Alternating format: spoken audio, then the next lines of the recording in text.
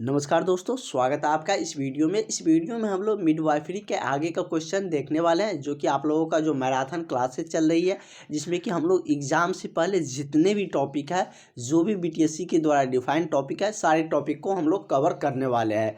तो आप लोग पीडीएफ के लिए और जैसे कि आपका क्लास होते हैं, उसका लिंक हम आपको व्हाट्सएप पे भेज देते हैं, चाहे ऑनलाइन हो चाहे रिकॉर्डेड फॉर्म में हो, आपके व्हाट्सएप पे चल जाएंगे। तो इसके लिए आप लोग मेरे व्हाट्सएप पर कांटेक्ट करें, आप इस नंबर पर कांटेक्ट करें, आपको सारा कुछ मिल जाएगा, स्टडी मटेरियल भी मिल जाएगा। उसके बाद आपका जो क्लास लेक्चर चलता है वो भी आपको मिल जाएंगे। तो इस नंबर पर आप लोग ज़रूर कांटेक्ट करें, बचे हुए दिन में आपको निश्चित रूप से डायरेक्ट बेनिफिट होने वाले हैं। तो जैसे कि ये नंबर जो है 7050872996, इस नंबर पर आप लोग ज़रूर कांटेक्ट करें। तो चलिए हम लोग आज आगे का क्लास कंटिन्यू करते हैं।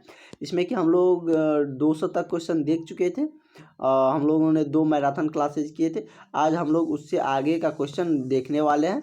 तो आप लोग बिल्कुल तैयार रहिए और पूरा वीडियो देखिएगा, ताकि आपको पूरी लाभ हो सके। ऐसा नहीं कि हम बहुत लंबा वीडियो बना लेते हैं, आप सबके लिए छोटा वीडियो रहता है, आधा ही घंटा का वीडियो रहता है, जो कि आपको पढ़ने में भी अच्छा लगे। इसीलिए 2 टाइम हम आपको आके पढ़ाते हैं। तो आप लोग ज़रूर अटेंड करिए और पूरा देखिए, क्योंकि इस टॉपिक से आपको बहुत क्वेश्चन देखने को मिलने वाले हैं बीटीएससी एएनएम एग्ज़ाम में। तो चलिए हम लोग क्वेश्चन को स्टार्ट करते हैं।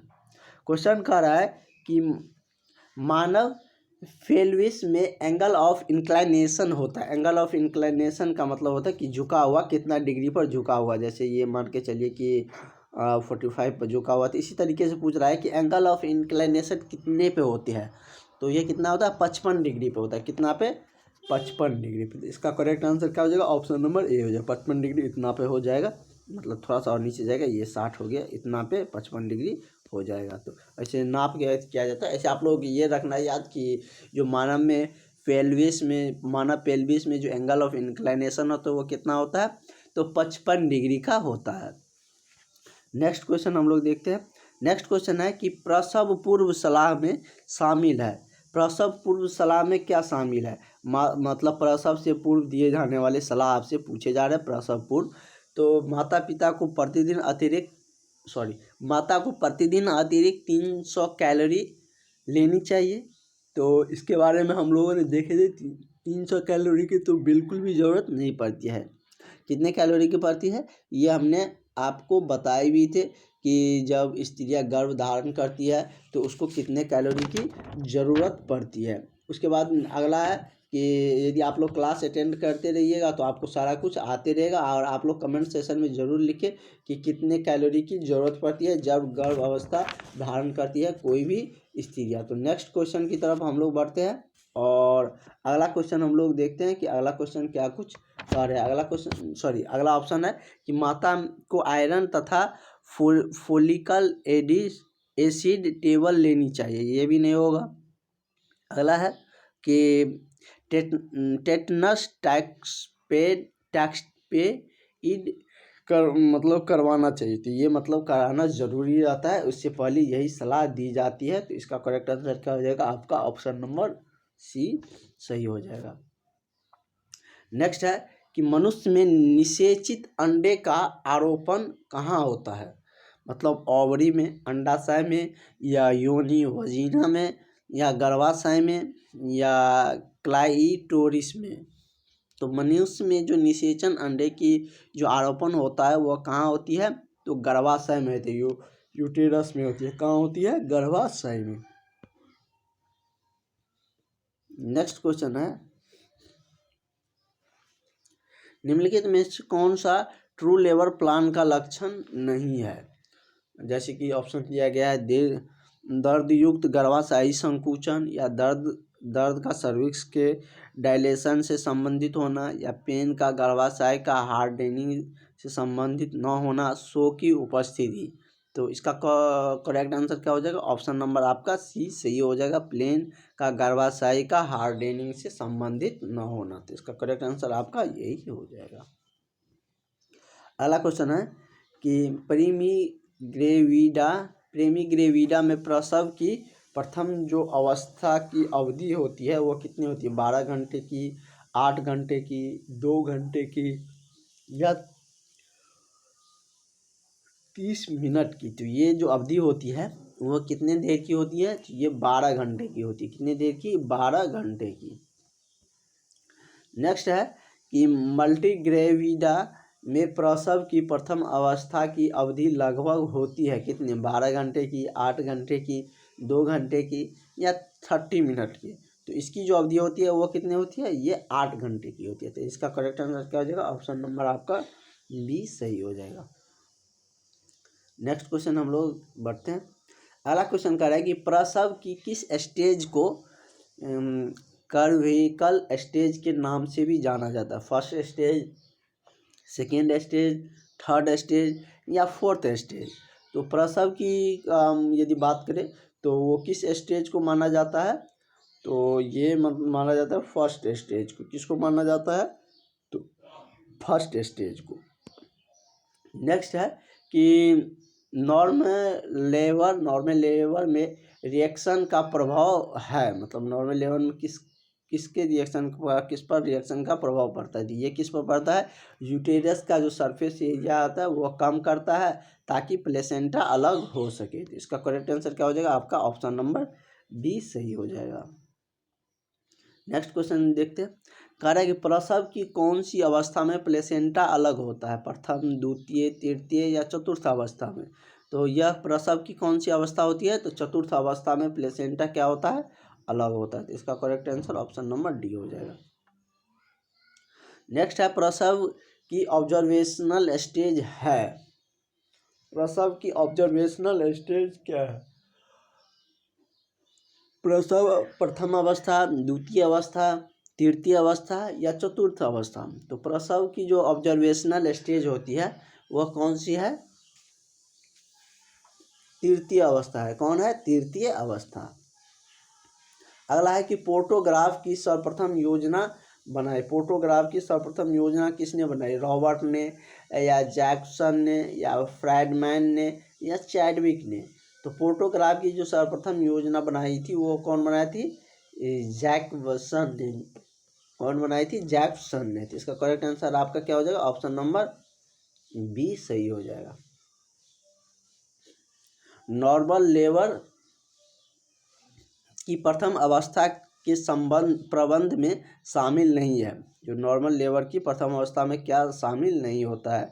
वल्वा की सोइंग करना या सोप एंड वाटर एनिमा देना या यदि झिल्ली इंटैक्ट हो तो मरीज को कंप्लीट रेस्ट के लिए प्रोत्साहन करना या यदि मरीज यूरिन पास नहीं कर सकता है तो उसे कार्टिलाइजेशन करना।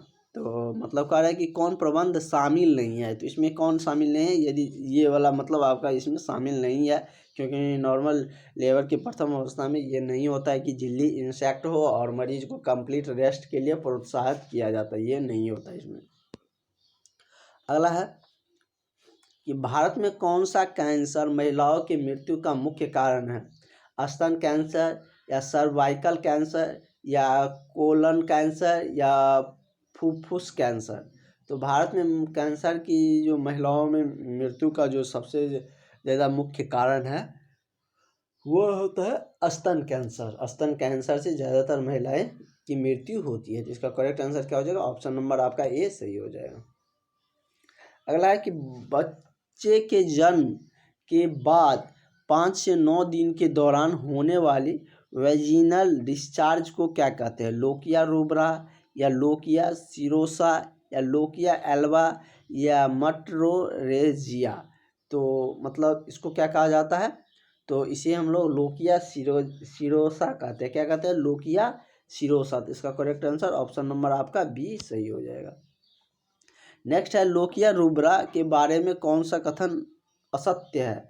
इसका रंग लाल होता है या इसका रंग लाल होता है या हम देखें तो और भी ऑप्शन की तरफ बढ़ते हैं। कहाँ गया आपका ऑप्शन या इसमें ब्लड तथा भ्रूणीय झिल्ली मौजूद होती है या इसका रंग हल्का पीला या गुलाबी होता है और या ये डिस्चार्ज डिलीवरी के बाद 1 से 4 दिन तक होती है। तो इसमें क्या होती है? तो ये हल्का इसका जो रंग होता है वो पीला या गुलाबी होता है। तो इसका करेक्ट आंसर क्या हो जाएगा? आपका ऑप्शन नंबर सी सही हो जाएगा। तो इस तरीके से आप लोग देख सकते हैं, और इस टॉपिक से आपको भी लग रहा होगा कि कितना इम्पोर्टेंट टॉपिक है, कितना इससे क्वेश्चन आने वाले हैं। तो बहुत क्वेश्चन इससे आएंगे, सबसे ज़्यादा इसी टॉपिक से क्वेश्चन आने वाले हैं। तो इस टॉपिक के आपको जो भी सवाल बताया जा रहा है, जो भी आपके पास सवाल क्वेश्चन है, उसे आप लोग अच्छे से देखिए, अच्छे से रिवाइज करिए, 2 बार 3 बार रिवाइज करिए, निश्चित रूप से आपको आने लगेगा। अगला है कि निम्न में से कौन सी वैक्सीन गर्भावस्था में होती है? तो हेपेटाइटिस बी, टेटनस, रूबेला या परट्यूटिस। तो ये इसमें कौन सी वैक्सीन होती है? इसका हम यदि देखें तो उसमें मतलब रूबेला वैक्सीन होती है। कौन होती है? Rubella vaccine. तो इसका करेक्ट आंसर आपका ऑप्शन नंबर सी हो जाएगा। अगला है कि लोकिया एल्वा का रंग होता है। लोकिया एल्वा का रंग कैसा होता है? लाल, गुलाबी, पीला या पीला सफ़ेद। तो लोकिया एल्वा का जो रंग होता है वो कैसी होती है? तो पीला सफ़ेद होता है। कैसा होता है? पीला सफ़ेद।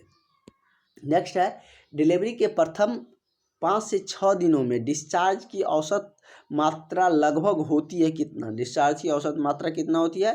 तो 250 ml होती है। कितना होती है? 250 ml। इसका करेक्ट आंसर आपका ऑप्शन नंबर बी हो जाएगा। नेक्स्ट है कि गर्भ अवस्था के दौरान मॉर्निंग सीक्वेंस जो मैनेजमेंट में शामिल किया जाता है, किसको शामिल किया जाता है गर्भावस्था के दौरान? तो इसमें मतलब कि गर्भवती महिला को सूखे टोस्ट तथा बिस्कुट खाने के लिए सलाह देना, अत्यधिक वसायुक्त भोजन से दूर रहने की सलाह देना, एंटीमेटिक दवाइयाँ देना या उपयुक्त सभी। तो गर्भावस्था के दौरान ये सारी उस महिलाओं को सलाह दी जाती है। तो इसका करेक्ट आंसर क्या हो जाएगा? ऑप्शन नंबर आपका सी हो जाए, डी हो जाएगा। इस तरीके से आप लोगों के पास यदि आएगा कोई गर्भधारित स्त्री, पीएससी सेंटर में तो आते ही रहते हैं, तो आपको यही सारे कुछ सलाह देने होंगे, और इस तरीके से आपका सिलेबस भी है कि आपको उसी सारे कुछ के बारे में बताया भी जाता है। अगला है कि गर्भ अवस्था के दौरान होने वाली गंभीर प्रकार की उल्टी जिसमें महिला के स्वास्थ्य पर हानिकारक प्रभाव पड़ता है कहलाती है क्या? उस मतलब जो ज़्यादातर उल्टी होती है गर्भ धारण करने के दौरान, तो उसके स्वास्थ्य पर भी प्रभाव पड़ेगा, स्वाभाविक सी बात है। तो वही कह रहा है कि उसको क्या कहते हैं? मॉर्निंग सिकनेस या एमेसिस ग्रेविडोरम या हाइपर ओमेसिस ग्रेविडोरम या एक्लेम्पीसिया। तो इसको क्या कहा जाता है? तो उसे मतलब कि हाइपर ओमेसिस ग्रेविडेरम कहा जाता है। तो इसका करेक्ट आंसर आपका ऑप्शन नंबर सी सही हो जाएगा। नेक्स्ट क्वेश्चन की तरफ बढ़ते हैं। अगला क्वेश्चन कह रहा है कि यदि एक महिला की जो LMP 1 जनवरी से है तो उसकी EDD होगी कितना? 1 अक्टूबर को। यदि 1 जनवरी को एक LMP है तो उसका EDD कितने महीने मतलब किस कब होनी चाहिए? तो ये कब होना चाहिए? मतलब 8 अक्टूबर तक उसका हो जाना चाहिए। तो इसका करेक्ट आंसर क्या हो जाएगा? मतलब ऑप्शन नंबर आपका बी सही होगा। कह रहा है कि एक माता को वेस्टिब्यूलर ग्रंथियों की संख्या होती है। एक माता में वेस्टिब्यूलर ग्रंथियों की संख्या कितनी होती है? 4, 3, 2 या 1। तो इसकी संख्या कितनी होती है? तो इसकी संख्या 2 होती है। कितनी होती है? 2 होती है। तो करेक्ट आंसर इसका ए सही हो जाएगा। अगला क्वेश्चन कर रहा है कि MTP के बारे में कौन सा कथन सत्य है? यह सरकारी अस्पतालों में की जा सकती है, या महिलाओं के लिखित कॉन्सेंट देने पर की जा सकती है, या पति के लिखित कॉन्सेंट देने पर की जा सकती है, वाइफ के कॉन्सेंट की ज़रूरत नहीं होती है, या उपयुक्त सभी। तो ये मतलब क्या है? मतलब कि जो MTP होते हैं उसके बारे में असत्य कथन कर रहा है। तो मतलब सरकारी अस्पताल में तो किया ही जाता है, इसमें महिला के लिखित कॉन्सेंट की तो ज़रूरत पड़ेगी ही। और सी का देख रहे हैं, ये कह रहा है कि उसके पति के कॉन्सेंट की ज़रूरत है लेकिन वाइफ की ज़रूरत नहीं। तो ये तो बिल्कुल गलत है। तो ये क्या हो जाएगा? गलत हो जाएगा। तो यही इसका करेक्ट आंसर हो जाएगा, ऑप्शन नंबर सी। अगला है कि हेरिडिटी डिफॉर्म मोल है एक, मतलब हेरेडिटी डिफॉर्म मोल क्या है? श्वसन तंत्र का डिसऑर्डर, या मस्तिष्क में उपस्थित असामान्य मोल, या पिट्यूटरी ग्रंथि में उपस्थित असामान्य मोल, या प्लेसेंटा की असामान्य स्थिति। तो यह क्या है? तो इसका करेक्ट आंसर आपका हो जाएगा प्लेसेंटा की असामान्य स्थिति, जो हेरेडिटी फॉर्म के मोल होते हैं। तो इसका करेक्ट आंसर ऑप्शन नंबर आपका डी हो जाएगा। अगला है कि एड्स है एक बैक्टीरिया जनित असंगत बीमारी, असंक्रामक बीमारी, या वायरस जनित असंक्रामक बीमारी, या बैक्टीरिया जनित असंक्रामक बीमारी, या वायरस जनित संक्रमण बीमारी। तो एड्स के बारे में आप सबको पता भी है, यह क्या है? वायरस, इसमें वायरस होती है। तो वायरस तो एक में से दूसरे में भी जाती है। वायरस जनित क्या होती है? संक्रमण बीमारी। तो इसका करेक्ट आंसर ऑप्शन नंबर आपका डी हो जाएगा।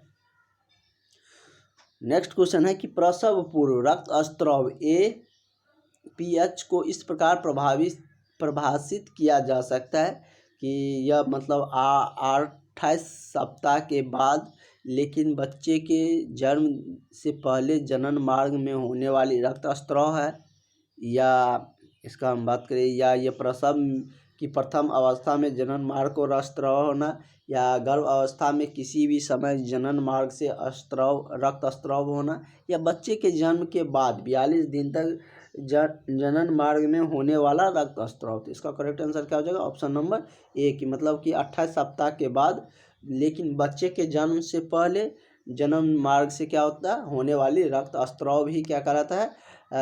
प्रसव पूर्व रक्त स्त्राव। मतलब प्रसव से जो पूर्व रक्त स्त्राव होती है वो कब होती है? 28 सप्ताह के बाद।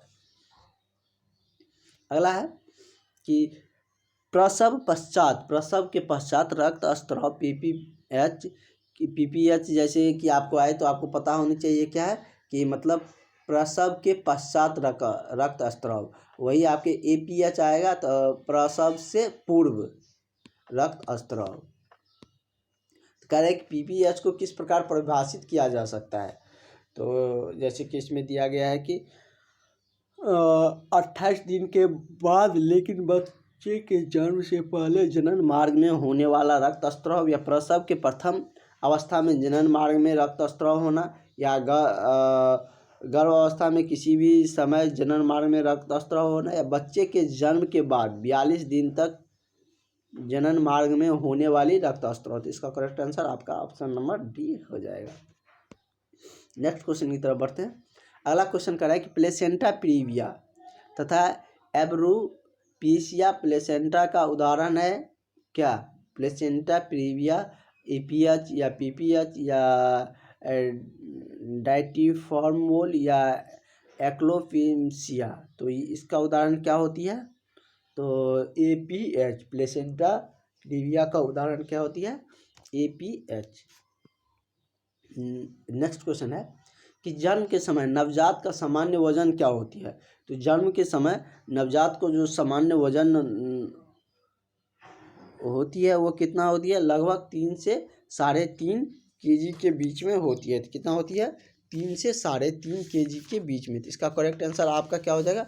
ऑप्शन नंबर आपका डी सही हो जाएगा। इसी तरीके से हम लोग नेक्स्ट क्वेश्चन की तरफ बढ़ते हैं और अगला क्वेश्चन देखते हैं। अगला क्वेश्चन क्या कह रहा है?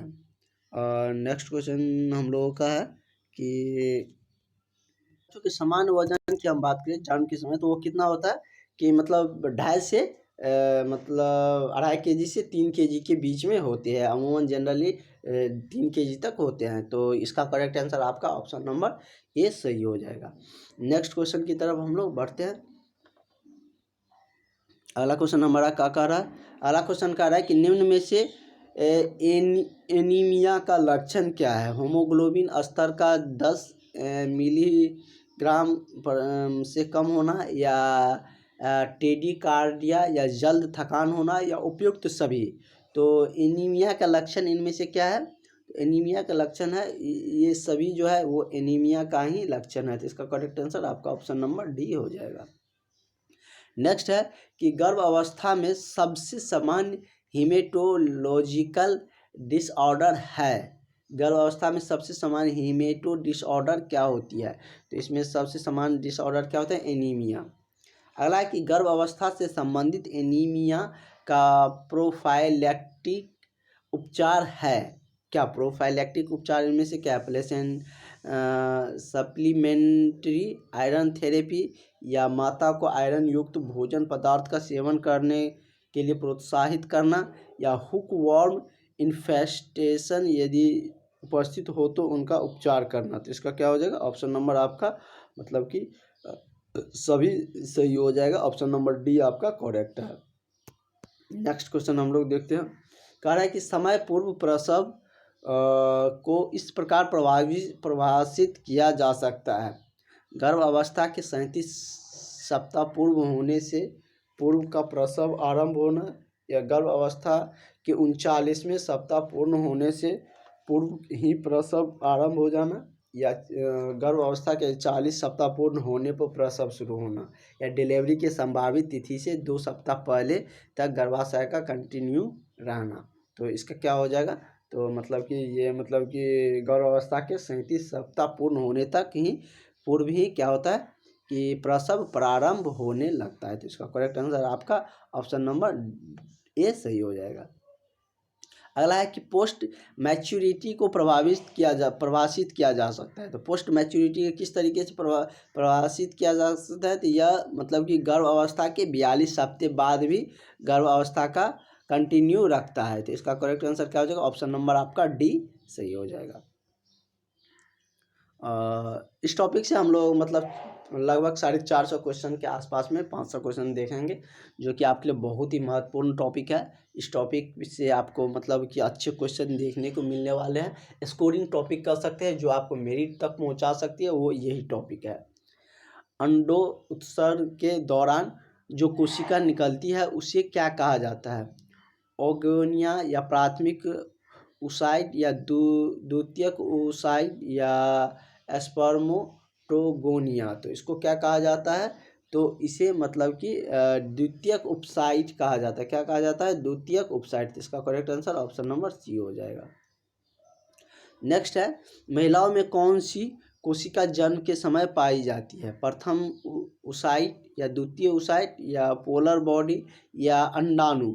तो महिलाओं में जो कोशिका जन्म के समय पाया जाता है वो कौन होती है? प्रथम ओसाइट होती है। कौन होती है? प्रथम ओसाइट। तो इसका correct answer option number A हो जाएगा। नेक्स्ट है कि निम्न में से कौन सी कोशिका महिलाओं में प्यूबर्टी से पहले पाई जाती है?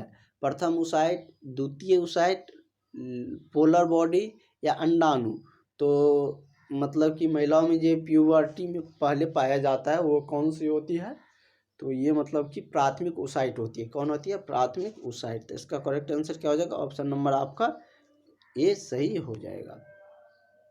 नेक्स्ट है कि पुरुषों में कौन सी कोशिका प्यूबर्टी से पहले पाई जाती है?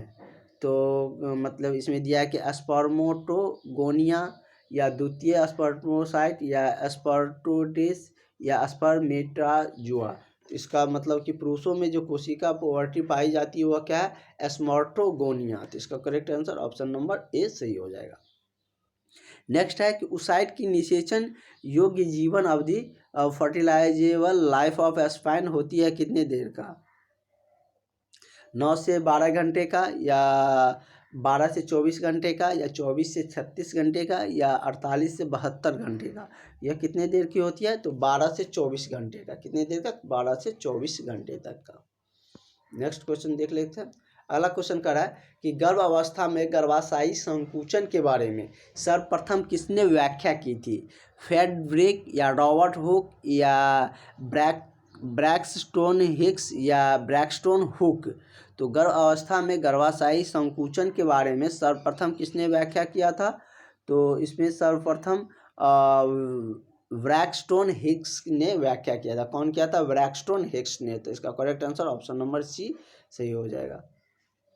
नेक्स्ट है कि गर्भावस्था में निप्पल के चारों ओर हाइपरट्रोफाइड जो सिवेशियस ग्रंथियां पाई जाती हैं उन्हें क्या कहा जाता है?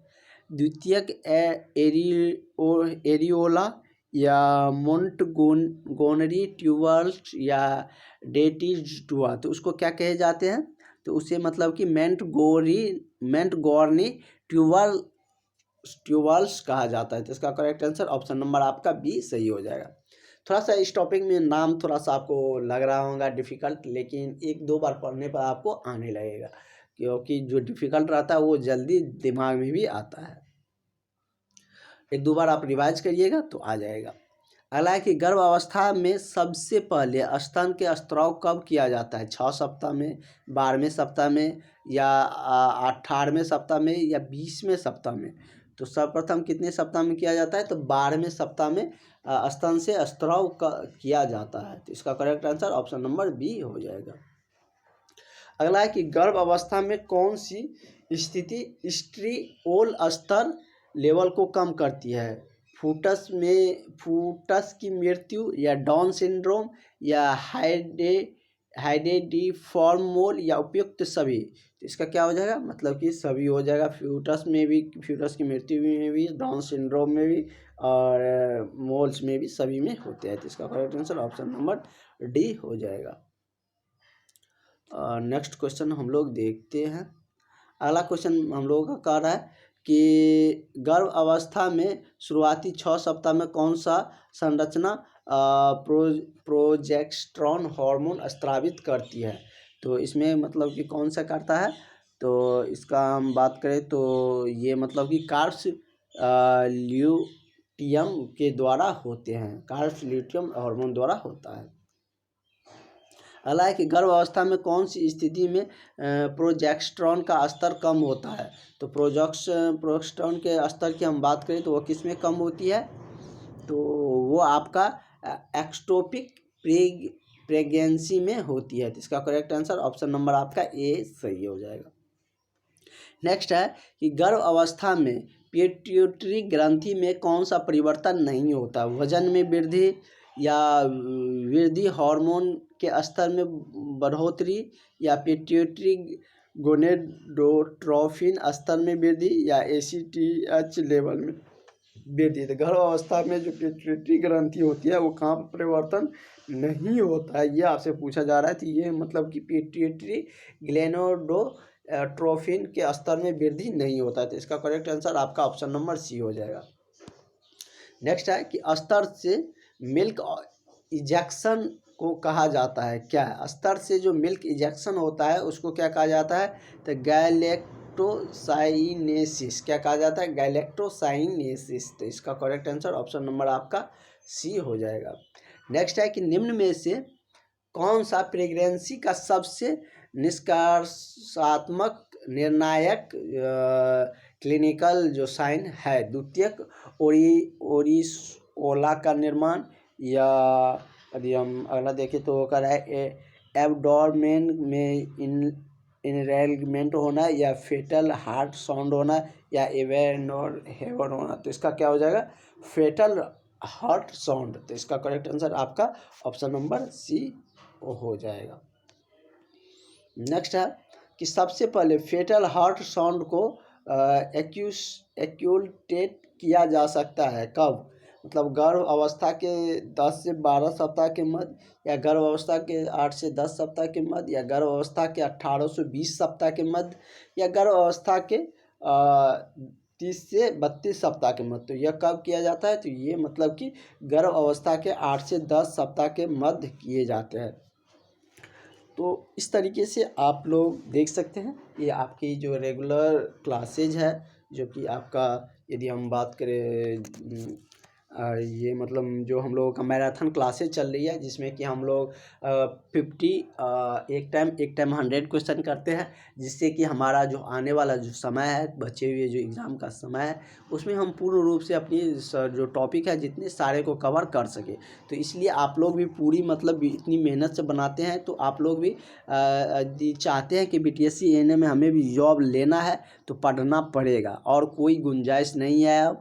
तो कुछ दिन है, 10-15 दिन है, आप जितना पढ़ सके यदि उतना मतलब पढ़िए, और जितना आपका सही हो जाएगा वही आपको मेरिट लिस्ट तक पहुंचाएगा। ये बात बिल्कुल ध्यान में रखिएगा, और पढ़ाई पर अभी ज़्यादा से ज़्यादा फोकस करिए, क्योंकि बच्चे 15 दिन में ही आपको ये BTSC ANM में जॉब के लिए डिफाइन करेगा कि आपको जॉब मिलेगा या नहीं मिलेगा। आप लोग PDF के लिए ज़रूर कॉन्टैक्ट करें, आपको PDF प्रोवाइड कर दिए जाएंगे। तो इस तरीके से जो भी और भी अपडेट आएंगे और आगे क्लास तो हम लोग का चलते रहेगा, और भी जो जानकारी रहेंगे ANM के रिगार्डिंग वो सारे हम आपको पहुंचाते रहते हैं। तो आप लोग चैनल के साथ ज़रूर जुड़े रहे। Thank you.